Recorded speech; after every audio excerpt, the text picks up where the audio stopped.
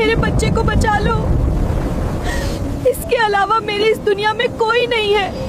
एक बेबस विधवा औरत के इन बिलखते आंसुओं और अपनी संतान के लिए चीख चीख कर गुहार लगाते देख स्वयं जगत जननी को धरती पर एक गधे पर बैठकर आना पड़ा था। आखिर ऐसा क्या हुआ था कि ब्रह्मांड की सबसे शक्तिशाली देवी को ऐसा रूप लेना पड़ा? कहानी शुरू होती है देवाधिदेव महादेव से।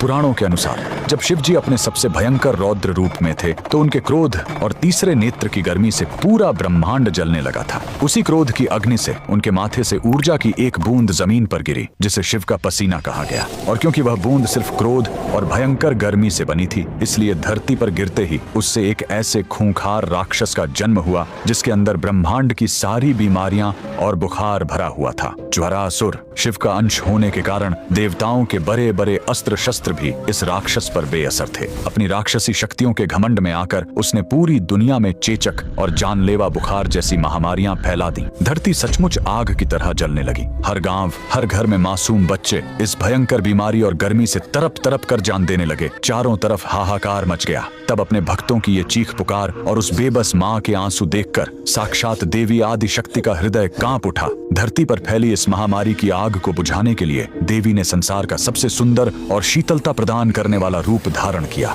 माता एक गधे पर सवार होकर अवतरित हुई, जिनके एक हाथ में ठंडे जल से भरा चमत्कारी स्वर्ण कलश था और दूसरे हाथ में नीम के पत्ते। पुराणों के अनुसार माता ने कोई शस्त्र नहीं उठाया। उन्होंने बस अपने स्वर्ण कलश के पवित्र शीतल जल और नीम के पत्तों से ज्वरासुर की उस राक्षसी आग और बीमारी के प्रकोप को पल भर में सोख लिया। ब्रह्मांड को जलाने वाला वो भयानक राक्षस माता की इस शीतलता के आगे टिक नहीं पाया। अपनी हार देखकर उसका सारा घमंड टूट गया और वो रोते हुए माता के चरणों में गिर पड़ा और हमेशा के लिए उनकी शरण में चला गया। जिस जगत जननी ने एक बेबस माँ की पुकार सुनकर इतने भयंकर राक्षस को अपने चरणों में झुका दिया, उस ममतामयी माँ के लिए पूरे भक्ति भाव से कमेंट में जरूर लिखें, जय शीतला माता।